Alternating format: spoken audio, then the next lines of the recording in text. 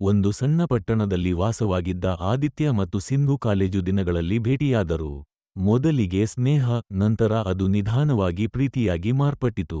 ಅವರ ಪ್ರೀತಿ ತುಂಬಾ ಸರಳ, ನಿಷ್ಕಪಟ. ಬಸ್ ಸ್ಟಾಪ್ನಲ್ಲಿ ಮಾತುಕತೆ, ಕಾಲೇಜು ಕ್ಯಾಂಟೀನ್ನಲ್ಲಿ ಕಾಫಿ ಹಂಚಿಕೊಂಡ ಕ್ಷಣಗಳು, ಪರೀಕ್ಷೆ ಯ ಸಮಯದಲ್ಲಿ ಒಬ್ಬರಿಗೊಬ್ಬರು ಧೈರ್ಯ ಕೊಟ್ಟದ್ದು ಎಲ್ಲವೂ ವಿಶೇಷವಾಗಿತ್ತು. ಮದುವೆ. ಕುಟುಂಬದ ಒಪ್ಪಿಗೆಯೊಂದಿಗೆ ಅವರು ಮದುವೆಯಾದರು. ಮದುವೆಯ ದಿನ ಸಿಂಧು ಹೇಳಿದಳು, ನಾವು ಎಷ್ಟು ಕಷ್ಟ ಬಂದರೂ ಒಟ್ಟಿಗೆ ಇರುತ್ತೇವೆ. ಆದಿತ್ಯ ನಗುತ್ತಾ ಹೇಳಿದನು, ನೀ ಇದ್ದರೆ ಪ್ರತಿದಿನ ಹಬ್ಬದ ದಿನ.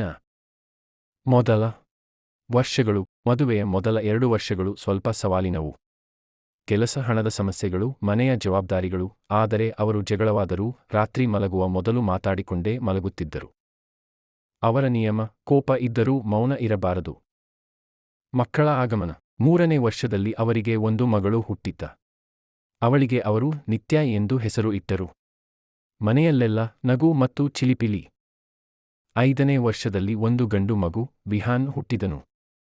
ಮನೆ ತುಂಬ ಆಟ, ನಗು, ಆಟಿಕೆಗಳು, ಶಾಲೆಯ ಮೊದಲ ದಿನದ ಕಣ್ಣೀರು, ಹುಟ್ಟುಹಬ್ಬದ ಕೇಕ್, ಜೀವನ ತುಂಬ ಬಣ್ಣಗಳಾಯಿತು. 10 ವರ್ಷಗಳ ನಂತರ. 10 ವರ್ಷಗಳ ನಂತರವೂ ಅವರ ಪ್ರೀತಿ ಕಡಿಮೆಯಾಗಿರಲಿಲ್ಲ. ಒಂದು ರಾತ್ರಿ ಮಕ್ಕಳು ಮಲಗಿದ ಮೇಲೆ ಸಿಂಧು ಕೇಳಿದಳು, ನಮ್ಮ ಪ್ರೀತಿ ಈಗಲೂ ಇದೆ ಅನಿಸುತ್ತದೆನಾ? ಆದಿತ್ಯ ನಗುತ್ತಾ ಉತ್ತರಿಸಿದನು, ಇದೀಗ ಅದು ಪ್ರೀತಿಗಿಂತ ಹೆಚ್ಚಾಗಿದೆ, ಅದು ನಮ್ಮ ಜೀವನ. ಅವರು ಹಳೆಯ ಫೋಟೋಗಳನ್ನು ನೋಡುತ್ತಾ ನಗುತ್ತಿದ್ದ.